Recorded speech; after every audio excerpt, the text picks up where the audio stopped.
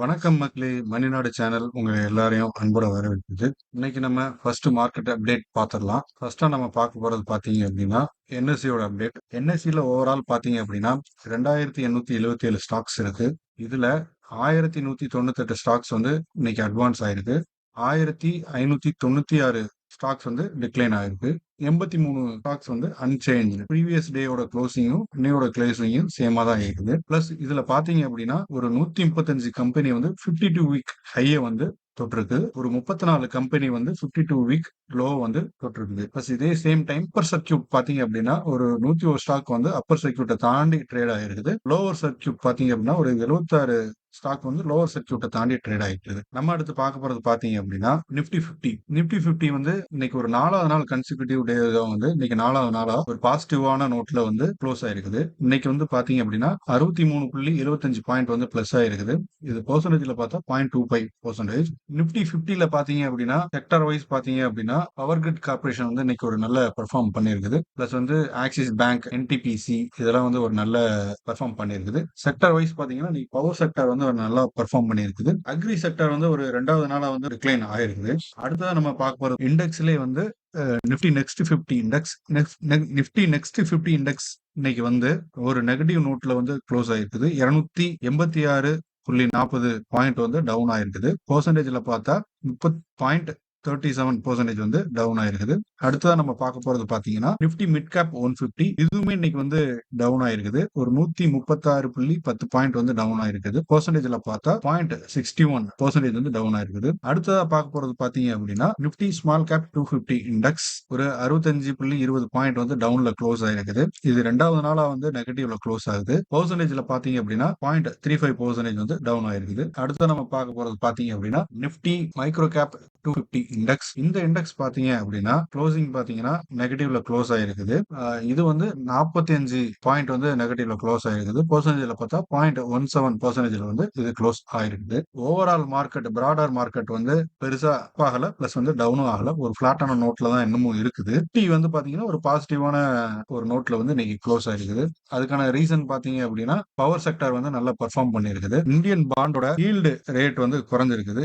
காரணமா பாத்தீங்க அப்படின்னா ஃபெடரல் ரிசர்வ் வந்து ரேட் கட் பண்ணதான் இதுக்கு காரணம். இந்த ரீசன்னால பாத்தீங்க அப்படின்னா நிப்டியோட 10 years of yield benchmark வந்து பாத்தீங்க அப்படின்னா குறைஞ்சிருக்குது. 0.003% வந்து குறைஞ்சிருக்குது. இது ஃபர்தரா இன்னும் குறையும் அப்படிங்கிறதுக்கான பாசிபிலிட்டிஸ் வந்து சொல்றாங்க. ஏன் அப்படின்னா ஃபெடரல் ரிசர்வ் வந்து இன்னொரு 50 பாயிண்ட் வந்து கட் பண்றதுக்கான பாசிபிலிட்டிஸ் வந்து இருக்குது. பாண்ட் மார்க்கெட் பாத்தீங்க அப்படின்னா அதோட ஈல்டு பெர்சன்டேஜ் வந்து குறைஞ்சிட்டு இருக்குது. அடுத்ததா பாத்தீங்க அப்படின்னா என்எஸ்சி வந்து ஐபிஓ லான்ச் பண்றதுக்கான ஒரு பாசிபிலிட்டிஸ் வந்து இருக்குது. என்எஸ்சி ஒரு ஸ்டாக் எக்ஸ்சேஞ்ச் தான்.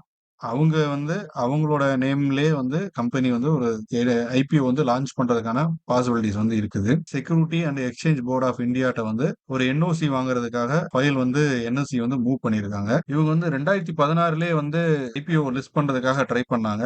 அப்போ வந்து அது ஃபெயிலியர் ஆயிருச்சு. இப்போ வந்து எகைன் வந்து என்எஸ்சி வந்து ட்ரை பண்றாங்க. அதே மாதிரி பாம்பே ஸ்டாக் எக்ஸ்சேஞ்ச் இந்தியாவோட one of the oldest exchange. இவங்க பாத்தீங்க அப்படின்னா ஆல்ரெடி லிஸ்ட் பண்ணிட்டாங்க. பிஎஸ்சில வந்து அவங்க லிஸ்ட் ஆகல, என்எஸ்சில தான் லிஸ்ட் ஆகுறாங்க. ஏன்னா ஒரு செபியோட ஒரு ரூல் படி அவங்க இருக்கக்கூடிய எக்ஸ்சேஞ்ச் பிளாட்ஃபார்ம்லயே அவங்களோட கம்பெனி ஸ்டாக் வந்து லிஸ்ட் பண்ணக்கூடாது. அதனால அவங்க என்எஸ்சில வந்து லிஸ்ட் பண்ணிருக்காங்க. பிஎஸ்சி வந்து லாஸ்ட் 1 இயர்ல ஒரு 30% வந்து growth கொடுத்திருக்குது. இதோட ரீசன்னால தான் வந்து என்எஸ்சியுமே வந்து அவங்க ஸ்டாக் வந்து லிஸ்ட் பண்ண ட்ரை பண்ணிட்டு இருக்காங்க. லாஸ்ட் 3 மந்த்ஸ்லயே வந்து பாத்தீங்க அப்படின்னா பிஎஸ்சி வந்து ஒரு நல்ல growth காமிச்சிருக்கு. 30% வந்து மார்க்கெட் அப் ஆயிருக்குது. இந்த மந்த் பாத்தீங்க அப்படின்னா லாஸ்ட் ஒரு 1 இயர்க்குள்ள வந்து 30% growth இருக்குது. இந்த மந்த்துமே வந்து ஒரு நல்ல. அடுத்ததா நம்ம பார்க்க போறது பாத்தீங்க அப்படின்னா ஹவுசிங் பினான்ஸ் கம்பெனிஸ் எல்லாம் வந்து ஒரு நல்ல ரேலியை வந்து லாஸ்ட் 1 இயர் கொடுத்திருந்தாங்க. இதுக்கு காரணமா பாத்தீங்க அப்படின்னா ஆல்ரெடி நம்ம கவர்மெண்டோட பாலிசிஸ் வந்து அர்பன் ஏரியால இருக்கக்கூடிய ஒரு ஹவுசிங் டெவலப்மெண்ட்ஸ் வந்து பண்ணணும் அப்படிங்கறத மோட்டிவ் இல்ல. அவங்க நிறைய சப்சிடரிஸ் அந்த ரீசனால் லாஸ்ட் 1 இயரா ஹவுசிங் பினான்ஸ் செக்டார்ல இருக்கக்கூடிய பேங்கிங் செக்டார்ஸ் எல்லாம் வந்து நல்ல ரேலி கொடுத்திருந்தது. இதுல பாத்தீங்க அப்படின்னா இன்னும் ஃபர்தரா வந்து இன்னும் ரேலி ஆகிறதுக்கான பாசிபிலிட்டிஸ் வந்து அதிகமா இருக்கு.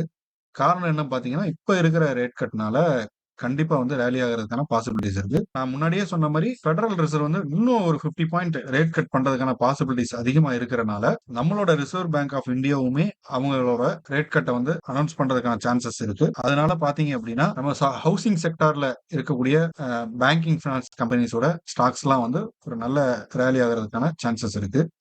ஸோ அதனால இதெல்லாம் நம்ம வந்து வெயிட் லிஸ்ட்ல போட்டு நம்ம வாட்ச் பண்ணலாம்னு ஒரு பிளான்ல தான் இருக்கிறோம். HSC urban development corporation plus வந்து ரிலையன்ஸ் ஹவுசிங் ஃபைனான்ஸ் இந்த கம்பெனிஸ்லாம் பார்த்தீங்க அப்படின்னா ஒரு 150லேருந்து 170% வந்து லாஸ்ட் 1 இயர்ல growth ஆயிருக்குது.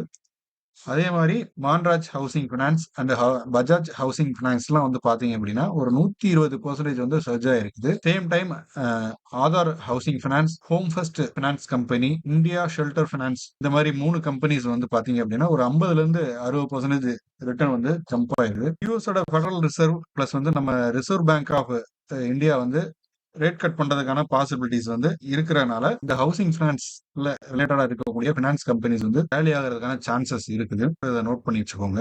அடுத்ததா பாத்தீங்க அப்படின்னா ஹுண்டாய் கம்பெனி வந்து ஒரு ஐபிஓ லான்ச் பண்றதுக்கான பாசிபிலிட்டிஸ் வந்து இருக்குது. மேபி இந்த நவம்பர் எண்டுக்குள்ள வந்து இந்த ஐபிஓ வந்து நடக்கிறதுக்கான பாசிபிலிட்டிஸ் இருக்கு. அப்படி நடந்தா ஹுண்டாய் கம்பெனியோட ஐபிஓ தான் வந்து லார்ஜஸ்ட் ஐபிஓவா இருக்க போகுது நம்ம இந்தியன் ஷேர் மார்க்கெட்ல. இதுக்கு முன்னாடி பாத்தீங்க அப்படின்னா எல்ஐசி வந்து ஒரு 21,000 கோடிக்கு வந்து ஐபிஓ வந்து லான்ச் பண்ணாங்க 2022ல. பேடிஎம் வந்து 2021ல ஒரு 18,300 கோடிக்கு வந்து ஐபிஓ லான்ச் பண்ணியிருந்தாங்க. 2010ல பாத்தீங்க அப்படின்னா கோல் இந்தியா வந்து 15,199 கோடிக்கு வந்து ஐபிஓ லான்ச் பண்ணியிருந்தாங்க.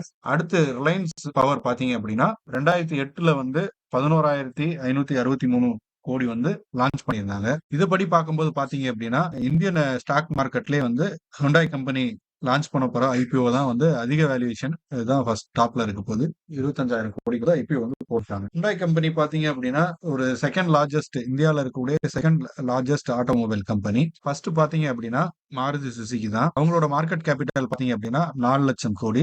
அடுத்து பாத்தீங்க அப்படின்னா மஹேந்திரா அண்ட் மஹேந்திரா 3.8 லட்சம் கோடி. டாடா மோட்டார்ஸ் பாத்தீங்க அப்படின்னா 3.6 லட்சம் கோடி. இந்த மார்க்கெட் கேபிட்டல்ல இவங்க இருக்கிறாங்க. இதோட சேர்ந்து பாத்தீங்கன்னா ஹுண்டாயும் அவங்களோட ஐபிஓ வந்து லான்ச் பண்ண போறாங்க. இதை வந்து நவம்பர் மந்த்ல நம்ம எதிர்பார்க்கலாம். அடுத்ததான் நம்ம பார்க்க போறது பாத்தீங்க அப்படின்னா ஒரு ஸ்கேம் ரிலேட்டடா இருக்கக்கூடிய ஒரு இன்ஃபர்மேஷன். கோவிட்டுக்கு அப்புறம் பாத்தீங்க அப்படின்னா இந்த புரோக்கரேஜ் பிளாட்ஃபார்ம்லாம் வந்து மக்களுக்கு ஈஸி ஆக்சஸா வந்து நிறைய வந்துருச்சு. அதோட ரீசன்னால தான் ஸ்டாக் மார்க்கெட்ல நிறைய பேர் வந்து இப்போ வந்து ட்ரேட் பண்ண ஆரம்பிச்சிருக்காங்க. இதுல பாத்தீங்க அப்படின்னா ஜீரோதால வந்து ஒரு ஒன் ஆஃப் தி பார்ட்னரா வந்து ஒரு சில இண்டிவிஜுவல்ஸ் வந்து 15 இண்டிவிஜுவல்ஸ் வந்து அவங்க ரன் பண்ற மாதிரி ஒரு புரோக்கரேஜ் ஃபார்ம் வந்து ரன் பண்ற மாதிரி இண்டிவிஜுவல் அக்கௌண்ட்டை யூஸ் பண்ணி ரன் பண்ணிருக்காங்க. இது அரௌண்ட் 15 பேர் சேர்ந்து வந்து ஒரு 432 அக்கௌண்ட்ஸ் வந்து இந்த மாதிரி லாஸ்ட் 2 இயர் பீரியட்ல ரன் பண்ணிருக்காங்க.